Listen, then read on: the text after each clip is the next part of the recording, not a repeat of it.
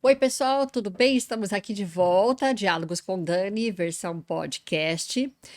Estamos também ao vivo no Spotify, então você no Spotify, siga a gente ali também no Instagram e no YouTube, @dani.suniga.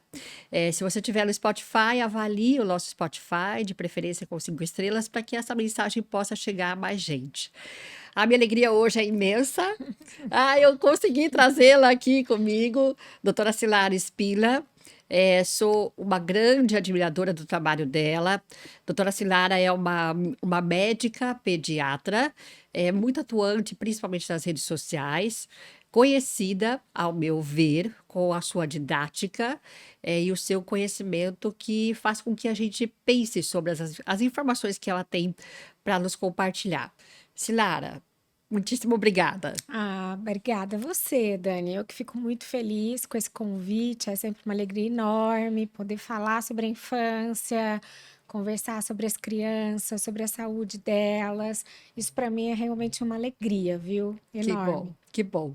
Silana, a gente estava conversando fora, aqui do ar um pouco, e eu queria começar com isso. Você foi muito atuante durante o período de pandemia, principalmente colocando vídeos didáticos com conteúdos e informações científicas sobre a importância das crianças, adolescentes estarem no ambiente escolar por uma questão social, emocional, pedagógica, entre outras. Saímos da pandemia, e aí eu queria que você falasse para gente o que sobrou, o que ficou e qual o balanço que você faz de quando você era muito, no sentido crítica construtiva em relação às questões científicas, das crianças estarem fora da escola, os prejuízos que isso poderia causar a médio e longo prazo. E hoje, depois que passamos, o que você tem como informação, dados para nos colocar?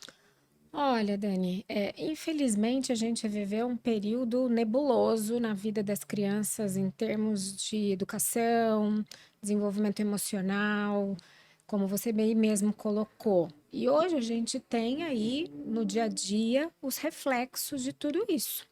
Então, nós temos crianças com atraso pedagógico importante, crianças que ainda não conseguiram superar todos esses atrasos desse contexto do ensino online, que jamais foi preparado para a educação de crianças e adolescentes, né? Eu falo que a construção do ensino online, ela funciona muito bem para quem tem uma base sólida e não para aquela criança que está aprendendo a construir todo o seu conhecimento. Então, a gente sabia que era uma defasagem gigantesca, até pelas desigualdades apresentadas no ensino online. Então, a gente não pode esquecer que os nossos muros são bem diferentes dos muros do Brasil, Sim. né? Do que as crianças do Brasil enfrentaram. Então, a gente teve altos índices de evasão escolar. As crianças que mais sofreram com a evasão foram as negras, as pobres, as crianças adolescentes, né? Então, a média de idade da evasão era 13 para 14 anos, então uma faixa etária super vulnerável para ser captada para o crime. Uhum. Então, nós tivemos um grave problema de evasão escolar. Hoje nós vemos as crianças com um déficit pedagógico importante. É muito difícil uma criança hoje, uma família chegar até o pediatra sem ter uma observação da escola para Tá. ter que evoluir, né? Na alfabetização, no contexto da linguagem falada também, crianças com atraso no desenvolvimento da linguagem, da fala. Então, muita gente fala, inclusive, não, só as maiorzinhas sofreram. Pelo contrário, as pequenas também sofreram e sofreram muito. As crianças, elas aprendem com seus pares, por imitação.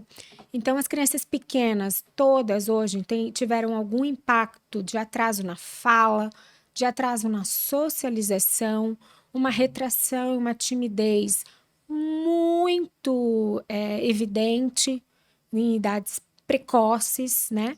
Então, isso impactou em muito o desenvolvimento infantil de crianças pequenas, na idade pré-escolar, de crianças na idade escolar e também as crianças adolescentes.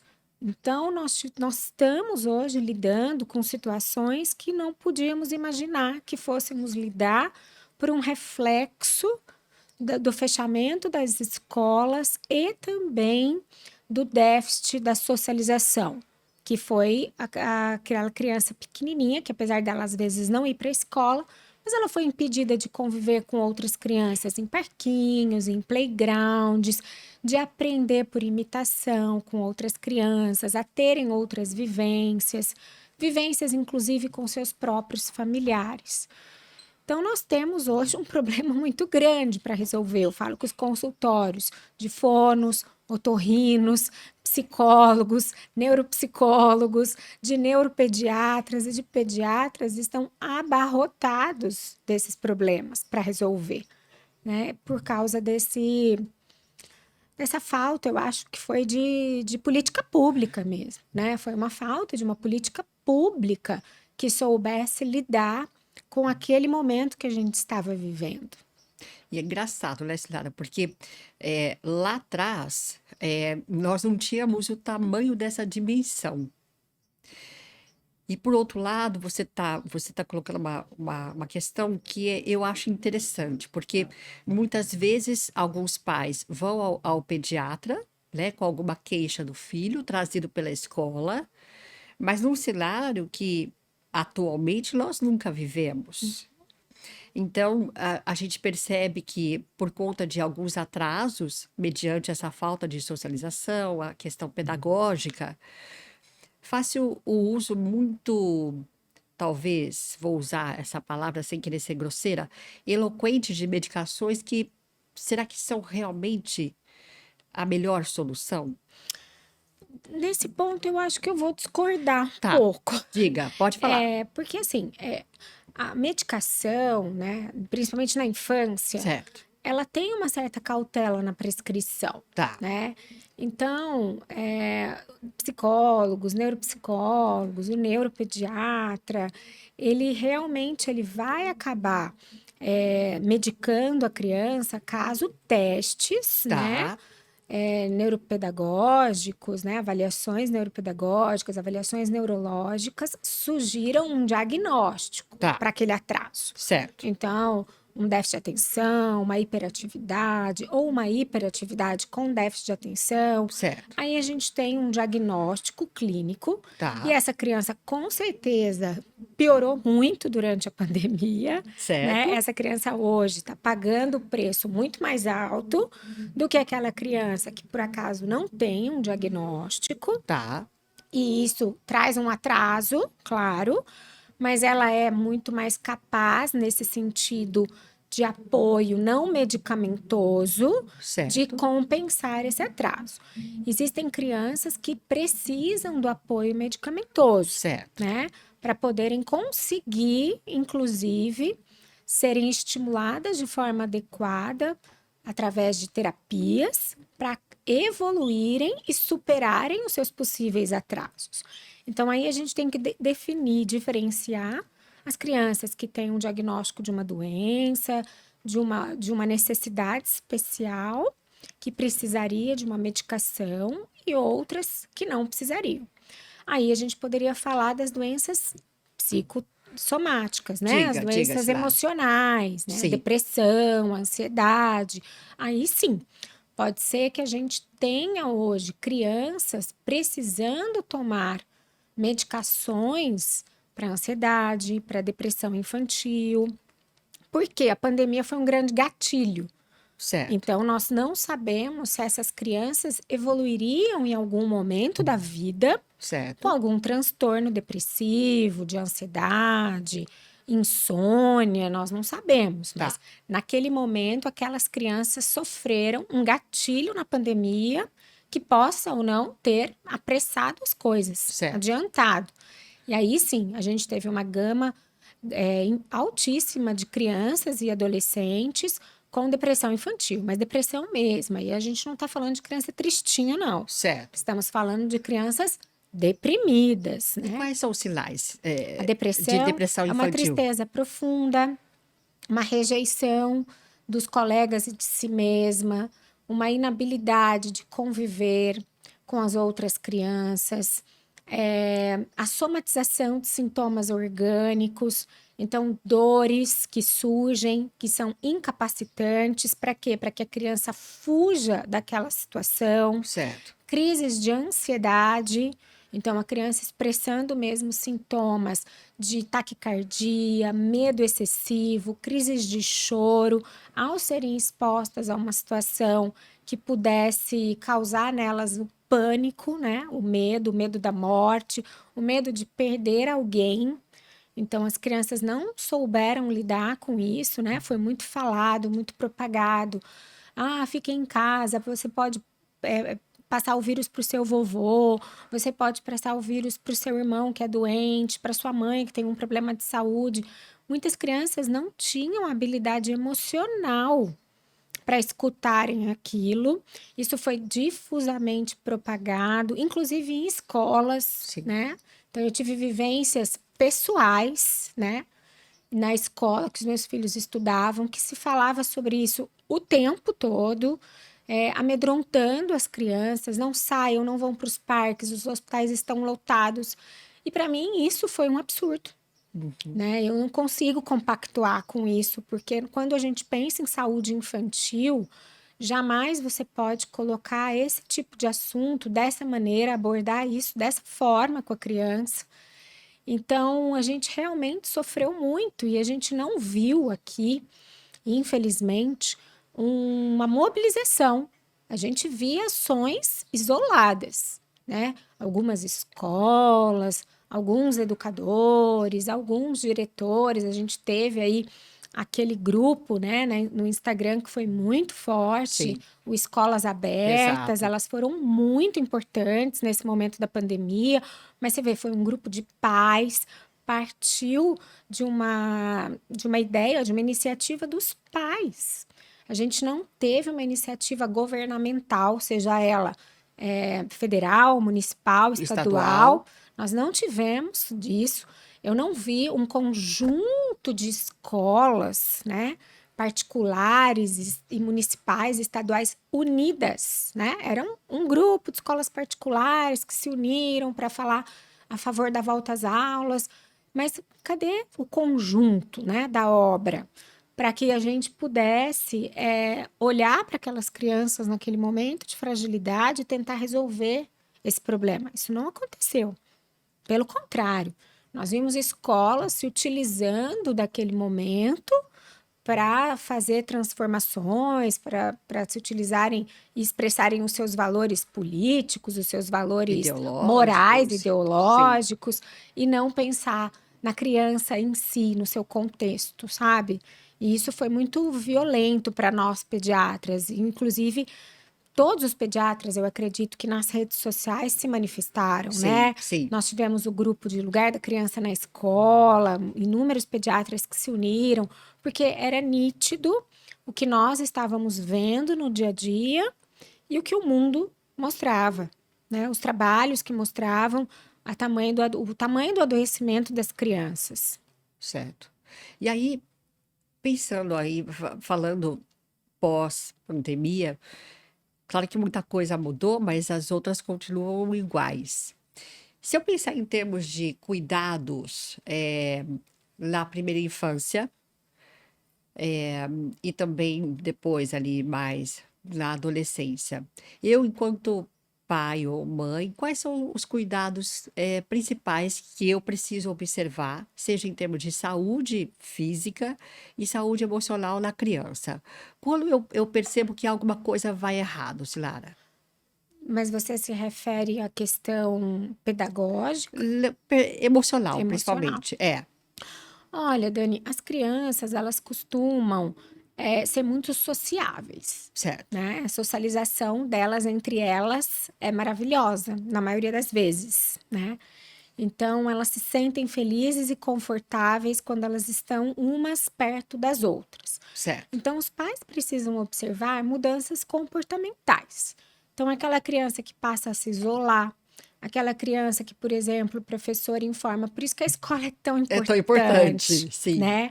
Porque o maior momento de observação da criança acaba sendo no No ambiente ambiente escolar. escolar, sim, verdade. Então, o professor, ele começa a observar que aquela criança, na hora do recreio, ela não se junta com os amigos para brincar, ela prefere ficar sozinha. Ela acaba começando a ter, muitas vezes, uma desorganização, uma desordem com seu material. Ela já não expressa a alegria e a vivacidade no momento de ir para a escola, que isso para a maioria das crianças é um momento de muita alegria. Pôr o uniforme, pegar a mochilinha, arrumar o material. Então, os pais já começam a perceber que isso não acontece. Choro, transtornos de sono, despertares frequentes à noite. Então, aquela criança que muda o seu comportamento no sono noturno. Alimentação, a criança que começa a recusar os alimentos, não quer comer, se recusa a se alimentar e não está febril, não está doente, não Sim. tem nenhuma causa orgânica que justifique aquela mudança no apetite, na alimentação. Então, são sinais que os pais sempre precisam se atentar, né? Que podem passar como normais para uma certa fase da idade, mas que a gente tem que ver o quanto isso impacta no dia a dia da criança. Eu sempre falo para as mães, a timidez pode acontecer, Certo. mas ela não pode impedi-la de realizar algo. Aí a gente tem um problema, né? Então, se eu deixo de ir procurar uma amiga para eu brincar, se eu deixo de querer ir numa festinha, porque eu não quero me expor, porque eu não quero aparecer, aí a gente tem um problema. Então, a gente tem que sempre estar muito atento, porque é muito sutil. Eu tive um caso recente no consultório, Diga. um menino de 11 anos, Certo. que me procurou, na verdade, foi pela especialidade, pela hematologia, Certo. e que ele estava com uma dor abdominal. Certo. Uma dor abdominal, que estava emagrecendo, perdendo peso, já tinha emagrecido 20 quilos, mas a expressão era uma dor tão intensa que ele dizia que ele não conseguia comer, porque a barriga doía muito e não tinha febre, não tinha nenhum outro sintoma associado, né? Então, não tinha sudorese, não tinha prurido, que é quando a gente vai pensar uma doença maligna, um linfoma, por exemplo. É claro, a gente afasta todas as causas orgânicas, veio no consultório, a minha obrigação era, sim, investigar, pedir os exames que cabiam naquele momento para investigar aquele emagrecimento. Mas durante o acompanhamento e durante a investigação, aí que você vai conseguindo colher informações da criança, né? Sempre abordando a criança na consulta, ele sofria bullying na escola, né? Então ele sofria bullying na escola porque eu falava para ele: "Vamos voltar para a escola, tá na hora de você ir para a escola". Até que o dia ele soltou: "Mas ninguém gosta de mim lá". Ah, Então, ele sofria bullying. Então, ele parou de comer porque ele queria emagrecer, porque a gordura era um grande problema para ele na escola, porque ele era muito vítima da obesidade. E só que ele tinha. Qual era a justificativa para ele não ir para a escola? A dor. tá. A dor era limitante, era incapacitante. Então, ele expressou os sintomas com a dor, né? Então, aquilo fez a família arrepiar, porque meu filho tem uma dor, meu filho está perdendo peso, ele tem alguma doença Que foi que orgânica. sempre é o que a gente pensa É, em primeiro momento, ele né, tinha Tilara? realmente, né? Ele estava deprimido, Sim. ele estava sofrendo com ansiedade de ir para o ambiente da escola, com medo de sofrer o bullying lá, mas a fonte do problema era outra. Então, a expressão nele, né, um adolescente, foi parar de comer. Eu preciso parar de comer, eu tenho agora uma dor, e às vezes a dor é real, Sim. né? A dor não é inventada, não é que ele não sente, Sim, sim. né? O corpo expressa aquilo de forma real mesmo. Então, a gente tem que estar atento a tudo, principalmente na adolescência, né? Que é a fase, né, doutora Cilara, que os adolescentes são seres que precisam se encaixar em algum grupo, não é? Na verdade, Dani, é muito difícil deixar de ser criança, tanto para eles quanto para gente. Fale mais sobre isso, doutora. Eu tô vivendo aí a adolescência à flor da pele, É. né? Com um de 14. Então, assim, abandonar a infância não é fácil, dói. Dói ver o corpo crescer, dói ver o corpo se transformar. Para nós pais também, enxergar esse adolescente agora não mais como uma criança que Uhum. precisa o tempo todo da nossa proteção e também que começa a ter ações características daquele indivíduo. Então, para os pais é muito difícil você reconhecer em seu filho ações que não são aquelas que você teria, Uhum. mas são as ações dele. Sim. Afinal de contas, ele é uma pessoa, né, que pensa diferente de você, que vai ter sonhos diferentes dos seus, que vai ter planos de vida, de carreira diferentes dos seus. Então, é muito doloroso para nós pais percebermos isso. Percebemos que os nossos filhos cresceram, perceberam que eles vão valorizar, sim, nesse momento de vida, muito mais os amigos, o que os amigos falam do que o que nós falamos. Aham. Isso é cientificamente comprovado, né? Que os adolescentes escutam menos a voz materna, Sim, né? Eles escutam mais a voz do grupo. isso. Por isso que é importante a presença, o diálogo e a conexão. Porque eles vão sim se envolver com os amigos, estarem influenciados pelos amigos. Eles querem se distanciar dos pais. É esse o momento porque eles querem se reconhecer como indivíduos. Eles também querem descobrir do que gostam, do que querem ser da vida, de como querem se comportar, de como querem ser vistos pelo grupo. Então, é muito importante a gente dar esse espaço para eles sob supervisão, mas é um momento doloroso. A transformação do corpo, como falei, então o crescimento das mamas nas meninas, o engrossamento da voz, a barba, os pelos axilares nos meninos, a menstruação que as meninas têm que enfrentar, e enfrentam novas, É. entre 11 e 12 anos, elas já estão menstruando. Então, veja como são grandes as mudanças nesse período. E isso para elas e para gente. Porque quando vem na consulta e eu avalio e falo, olha, tá pertinho aí a menarca, né? Menarca é o nome que a gente dá para a primeira menstruação. Isso. A menarca tá chegando, vamos preparar uma necessaire? Vamos deixar na mochila, já 2 absorventes, uma calcinha higienizada, para que ela não seja pega de surpresa. Peço à mãe que oriente a menina já a colocar um absorvente em casa. Então eu falo, ensina, veja como coloca, veja como põe. Isso para a mãe também é muito difícil. A menina também, porque ela não quer passar por aquilo, né? Ela fala, mas eu não Não quero. quero. Eu não quero viver esse momento, mas todas nós vamos viver, né? Esse momento da menarca, esse é um marco da puberdade feminina. Então, da evolução do corpo, né? Da transformação desse corpo num corpo de uma mulher adulta, né? Que vai finalizar aí com seus 18, 20 anos. Mas a menarca acontece. Então, essa transformação é dolorosa para elas, é dolorosa para a gente, para os meninos, né? Então, eu, mãe de menino, né? Aham. Vendo esse crescimento, essa velocidade de crescimento, essa transformação deles em homens mesmo. E não é fácil para a gente aceitar esse distanciamento. E o adolescente, ele precisa disso. Então, nós temos que entender que isso é importante a gente deixar isso acontecer, é importante a gente delimitar os nossos valores como família, Sim. né? Então, o que é importante para nós aqui em casa como família? Isso. Você não cumpriu esses valores, terão consequências, né? Então, as consequências virão também. E eles precisam pagar as consequências, né? Das suas ações também. Então, é muito importante a gente estar presente na vida dos nossos filhos, conectarmos com eles nesse momento tão importante que é a passagem pela adolescência, que ali eles vão se transformar em adultos, em homens e mulheres adultas.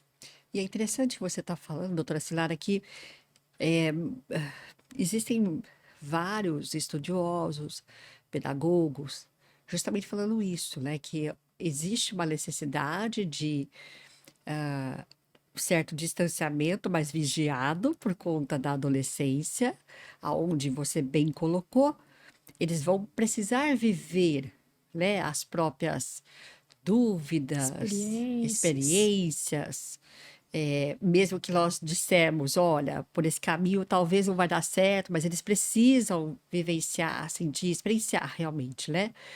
Mas eu até ouvi outro dia o professor Léo Freiman falando justamente sobre isso. É uma liberdade com Com observação, certeza. não é? Léo Freiman é inspirador, né? É, Adoro Léo Freiman, é maravilhoso, é pegar pela mão, né? A gente isso, não deve abandonar os nossos filhos jamais. Então a jamais. gente não pode confundir, como diz, vou parafrasear Roseli Saião, Sim, liberdade com libertinagem, exato. né? Então, liberdade requer responsabilidade, né?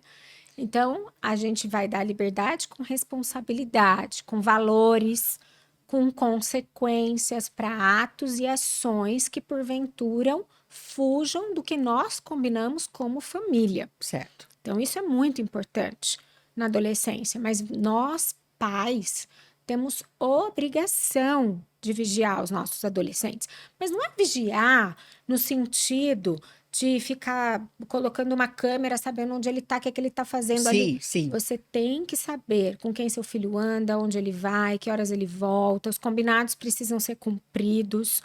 O WhatsApp, se você deu essa liberdade, precisa ser sim avaliado. sim, Claro, eu falo muito para os meus filhos: eu não vou responder por vocês, eu não vou me passar por vocês, mas eu vou ver sim o que vocês conversam, eu vou exatamente. ver sim o que vocês assistem, né? Então, eu jamais vou responder uma mensagem do amiguinho se passando pelo meu filho, Sim, sim, mas eu vejo como conversa, com quem conversa, os sites que procura.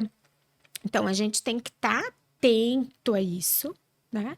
Colocar os valores, sim, familiares. O que é importante para nossa casa é o estudo, é o respeito. A gente não admite aqui que se fale isso, aquilo. As refeições são feitas assim, as refeições são feitas à mesa, são feitas com todos juntos. As atividades escolares são realizadas tais em tais momentos. A escola é sua prioridade nesse sentido. Então, perceba que a família vai colocando a tônica e os valores sim, e vigilante sempre. E aí ele paga as consequências que precisam ser previamente estabelecidas por não cumprir os combinados, o que você adotou como valor para sua casa, né? Então, o estudo é inegociável. certo. Então, qual será a consequência se você não levar a escola a sério? Como nós podemos fazer para você se organizar e conseguir cumprir o seu papel na escola? Então, você precisa chegar junto com ele. Então, aí que está a conexão, Sim, né? sim, Vocês juntos chegam a um acordo. Então, como nós vamos se organizar? O que você propõe? Então, sempre colocar o adolescente fazendo parte daquela conversa. Não é assim, você vai fazer assim, assim, assado. Ele vai te responder, não vou, não vou, exato. quero ver, não vou, né? E aí, o que você vai fazer? Aí vem o que a gente fala, você vai partir para briga, para gritaria. Aí é quando você não tem argumentos, né, mais. Então, aí é zero conexão, aí você se distanciou definitivamente do seu filho. Então, é importante a gente se conectar, então eles participam, né?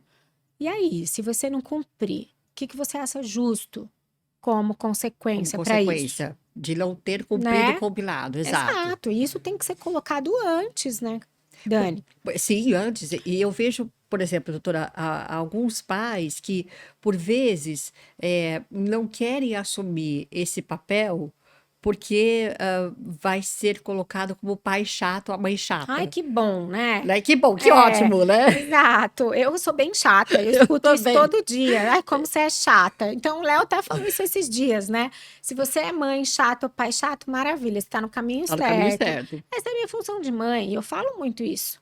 Eu vou perguntar, eu vou questionar, eu vou querer saber, porque eu sou sua mãe, essa é a minha função. Exato. Então, a gente não pode se extraviar da nossa responsabilidade de pai e mãe. Então, eu falo desde o início, eu acho que desde a primeira consulta com o bebê eu falo. Isso, Existem doutora. Pois não. decisões que são intransferíveis.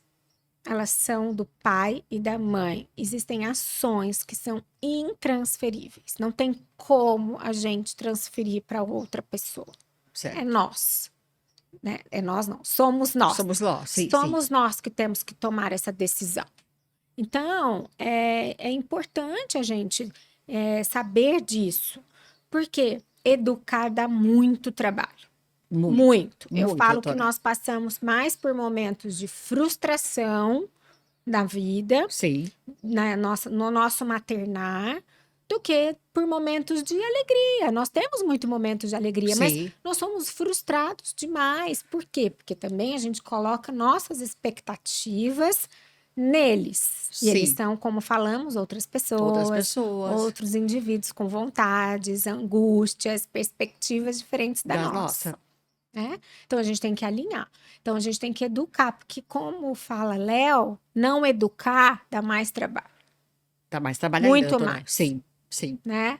Então nós temos uma responsabilidade intransferível, que é criar uma pessoa, um cidadão de valores, que seja bom para o mundo, Útil por mundo. Sim, né? Que não seja o melhor do mundo, mas útil para o que mundo. seja bom para o mundo. Sim. Então, eu quero criar um cidadão que contribua com alguma coisa. Então, isso dá muito trabalho. E filho é o nosso melhor projeto. Você já viu algum projeto bom no Dá Trabalho? Todo bom projeto dá trabalho. E é um projeto de vida, Não doutora, é? né? Filhos são Nossos projeto de filhos vida. são os nossos melhores projetos. Como que não dá trabalho? Quando você tem um trabalho para entregar no escritório, você não passa as noites acordada, não vai fazer levantamento, não Faz busca. revisão do Dá trabalho. muito Dá trabalho muito entregar um trabalho. bom projeto. Sim. Então, construir um cidadão, um bom homem, uma boa mulher, vai dar muito trabalho.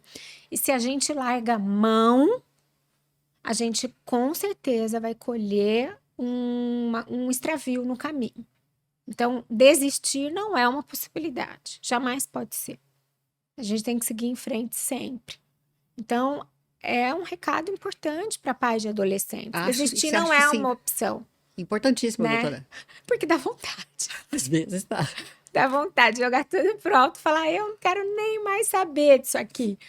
Mas a gente não pode fazer isso. Sim. Porque são nossos filhos e são Os nossos nossos projetos. melhores Né? projetos, com certeza.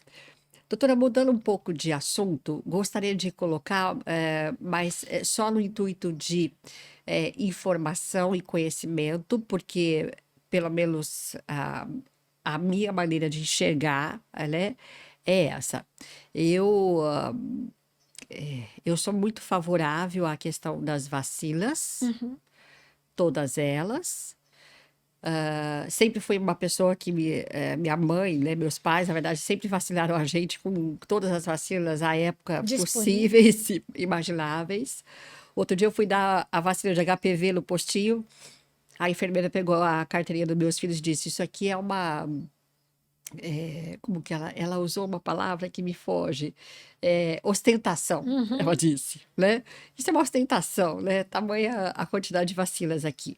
Mas em termos de informação, doutora, a importância das vacinas e quais são aquelas que deixaram de ser, na verdade, por algumas pessoas, né? Aplicadas e que realmente fazem a diferença.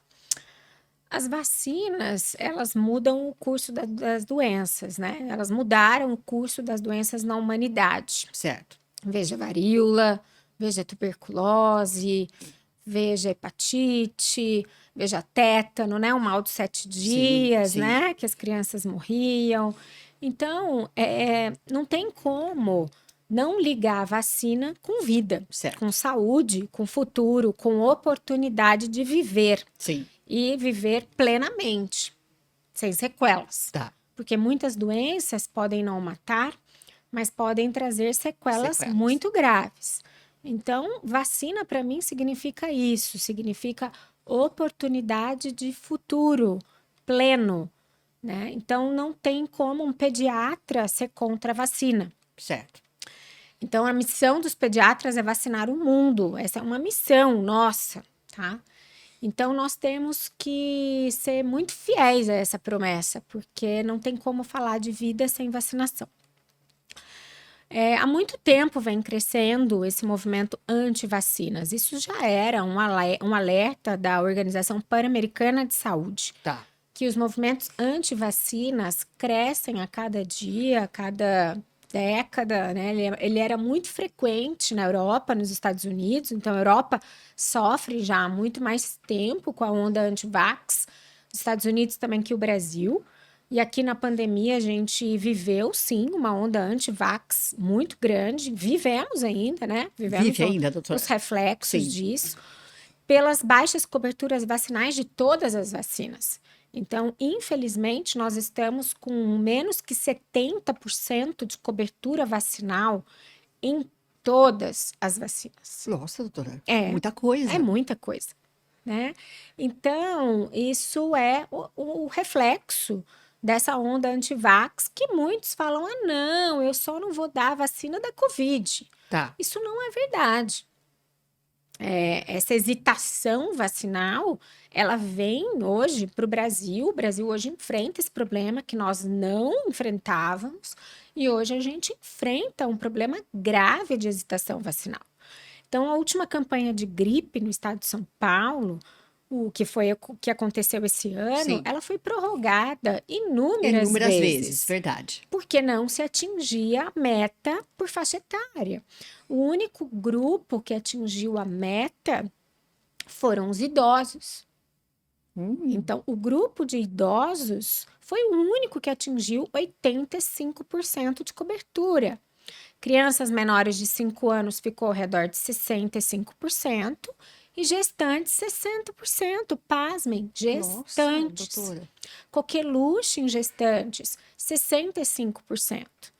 E é super importante a grávida saber Sim. que a vacinação da gestante protege mais do que a vacinação da lactante.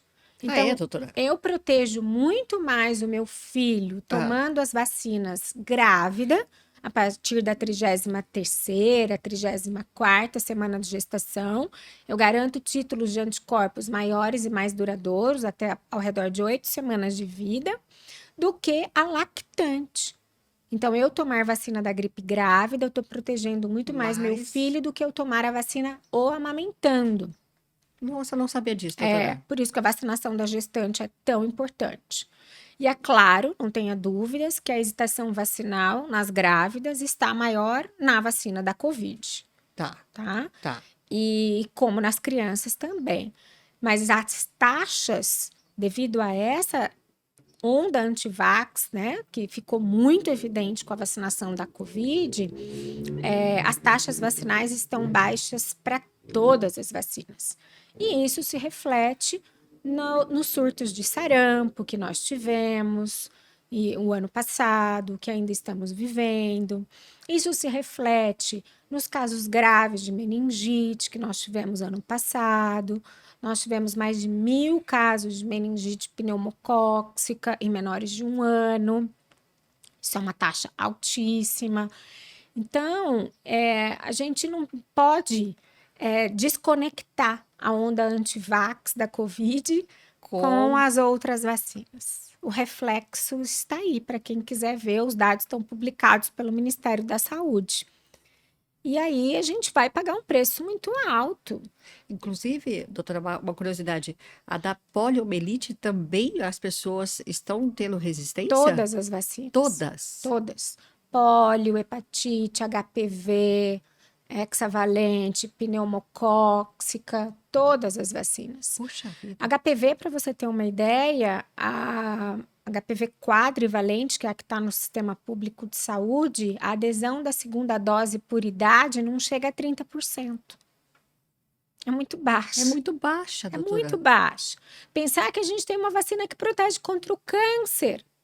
Por isso, então, que a enfermeira disse que era uma ostentação aquilo. Uma ostentação, porque não é a realidade Não da é a sala de realidade. vacina, né? E nós não temos uma busca ativa. Nós não temos um serviço de busca ativa Não. que vá atrás daquela criança que está com Sim, atraso. exato, é. A gente tem campanhas do Ministério que estão muito ruins, por sinal, muito baixas, né?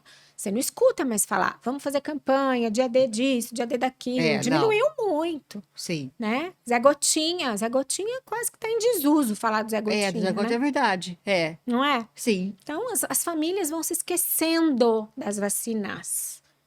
Muitos médicos não indicam vacinas, deixam a critério das clínicas, dos postos, só falam, vai, procura, vai ver o que tem disponível para ele. Não perdem um tempo na consulta, indicando vacina. Olha, precisa fazer essa, precisa fazer essa. Por quê? Por causa disso, disso, disso. Essa é mais importante, tem que cobrir aqui. Tem gente que não faz isso. Principalmente na faixa etária adulta. É, O pediatra ainda muitas vezes faz, muitos fazem, outros não, mas o adulto não faz. Não Qual a faz. vacinação do adulto? Foi indicado herpes zoster para você? Foi indicado pneumonia, se você tem algum fator de risco? exato. A gente não escuta, É, né? Então, é super importante falarmos de vacinas, falarmos de efeitos adversos. Quais são os efeitos adversos? Porque vacinas dão, sim, efeitos adversos, mas são leves, são toleráveis, a maioria autolimitada, tem início, meio e fim, diferente da doença, que sim. tem um curso imprevisível. A gente não consegue prever o curso de uma doença. O que é leve em mim pode ser gravíssimo em você. Exato. E vacina não. O que é leve em mim vai ser leve em você. Exato. Porque os estudos mostraram isso, que os efeitos adversos mais comuns são leves ou moderados. Existirão pessoas com efeitos adversos graves? Claro que sim. Mas são É a raridade. raridade, É a exatamente. exceção. A raridade da raridade da raridade. Então, é inadmissível você pensar, por exemplo, como falávamos, da vacina do HPV. É uma vacina que previne contra o câncer. O vírus vai mudar o seu DNA. Se falou tanto que vacina muda DNA, né? Vacina não muda DNA. Quem muda DNA é o próprio vírus. Quem vai atingir a sua célula, mudar o seu DNA é o vírus. Um exemplo clássico disso é o HPV, que você contrai no início da sua vida sexual, nos primeiros anos de atividade. Se você contrai um tipo oncogênico, você vai ficar com ele cronicamente em você. O resto da vida? O resto da vida. É. E 10 anos depois você tem câncer. E sabe qual é a idade média das mulheres com câncer de HPV? Induzido pelo HPV, o câncer de colo induzido pelo HPV? Qual, doutora? 25, 30 anos. Muito jovens. São jovens. E pagam um preço altíssimo. Não podem ser mães, têm sequelas graves físicas e emocionais. Elas não contam para a família e para os parceiros que elas têm um vírus sexualmente transmissível. Elas sofrem sozinhas. Elas passam pelo tratamento muitas vezes sozinhas. Porque é uma doença estigmatizante. Sim. E tem vacina. Exato. Está disponível gratuitamente no SUS. E as pessoas não vacinam. É só ir lá e tomar. Então, o buraco é bem embaixo, Bem mais sabe, embaixo. Dani? Bem mais embaixo. Então, a gente tem que ter um trabalho muito grande. Isso é o papel do médico, né? Não existe vácuo de informação. Se o médico não passa informação, alguém vai passar. Sim. E talvez essa informação não vai ser verdadeira. Exato. Que aí é aquela questão de dito popular. Eu ouvi falar, mas sem muito critério, sem muito... E aí você começa a comprar verdades que não são verdades. Exato. Por quê? Porque você deixou de receber informação de um profissional capacitado e habilitado para te dar a verdadeira informação. Exatamente. Tem um diagrama que a gente apresenta nas aulas que é a adesão do paciente à vacina. Tá. Se o médico indica e o paciente não quer, Tá. 80% de adesão.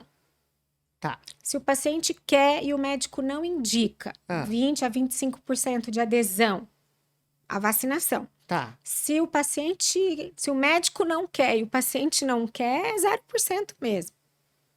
Então, olha o poder da palavra do médico. Sim. e indicar a vacina.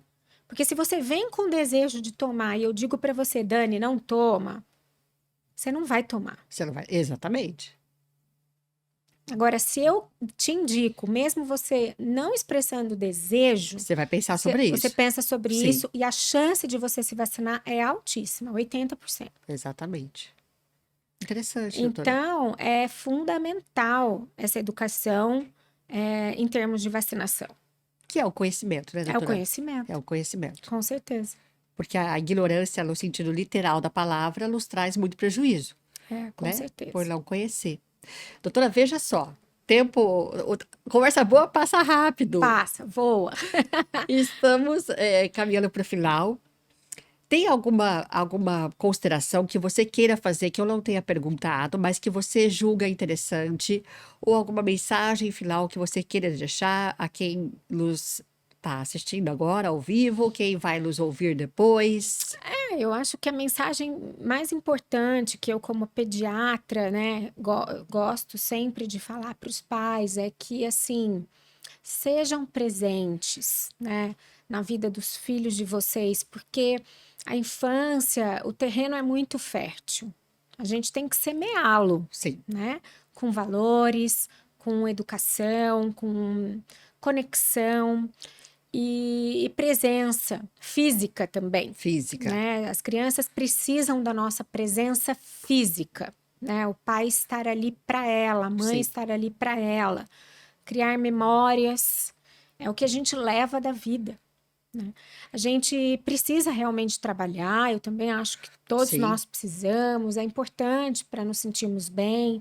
Muitas mães são, inclusive hoje em dia, o carro-chefe da casa, sim, né? sim, Mas reservem um momento para que vocês possam se conectar no final do dia, na hora da lição, na atividade da escola, nos programas que a escola promover, uhum, aos finais de semana. Então, a presença dos pais pode mudar tudo, né? Os filhos, eles se espelham muito em nós, né? O exemplo arrasta. sim. Então, a gente tem que ser exemplo para tudo na vida deles. Estarmos presentes já é o maior dos exemplos. Então, a gente vai ensinar, sim, a presença para eles, né? Perfeito. Eu acho que é a principal mensagem, Eu doutora, também. para ser colocada. Eu também. Eu mudei a minha vida para estar presente, né, na vida dos meus filhos. Eu mudei minha trajetória profissional. Não é? É uma escolha que eu fiz. Eu não sei se todas as pessoas sabem disso, mas eu falo muito sobre isso, né? Que quando meu primeiro filho nasceu, há 14 anos atrás, eu tinha uma vida hospitalar totalmente voltada para a minha especialidade, ou seja, eu me formei querendo fazer uma residência para fazer uma especialização em hematologia, para trabalhar num hospital específico, para tratar uma doença específica. Então, eu queria só fazer transplante, só fazer leucemia. Eu estava nessa carreira que eu Aham. tinha trilhado para mim, tinha sido contratada pelo hospital que eu queria trabalhar. E aí o Felipe nasceu. E ele me mostrou que não era isso que eu queria, não. Eu queria era estar presente na vida dele também. Eu queria ser médica, eu queria me realizar profissionalmente, mas eu queria também me realizar como mãe. Eu queria estar presente na vida dele, na festinha da escola, Sim, nos encontros dos finais de semana com os grupos de mães, olhar a lição, fazer o almoço com ele todos os dias, levar para a escola todo dia. Claro, eu sou uma privilegiada, eu posso fazer isso, sim, né? Eu sim. consegui fazer isso. Tem muitas mães que não podem. Então, aproveitem os momentos que podem. Não deixe esses momentos passarem. A casa pode esperar. Sim, Minha mãe falava muito isso para mim. a A casa casa pode pode esperar. esperar.